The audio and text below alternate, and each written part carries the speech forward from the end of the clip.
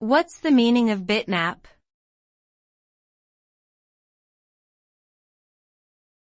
Bitmap.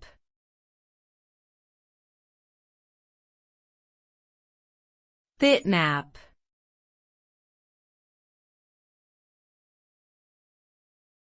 Bitmap.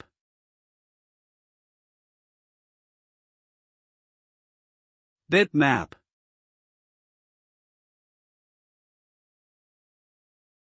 A bitmap, also known as a raster image, is a digital image that is made up of a grid of pixels.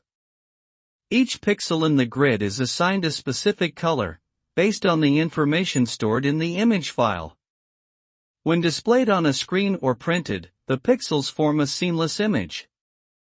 Bitmaps are commonly used for photographs and other complex images, as they can accurately represent subtle variations in color and tone. However, they can become pixelated or distorted when scaled up or resized. Vector images, on the other hand, use mathematical formulas to create smooth lines and shapes, making them better suited for graphics that require scaling.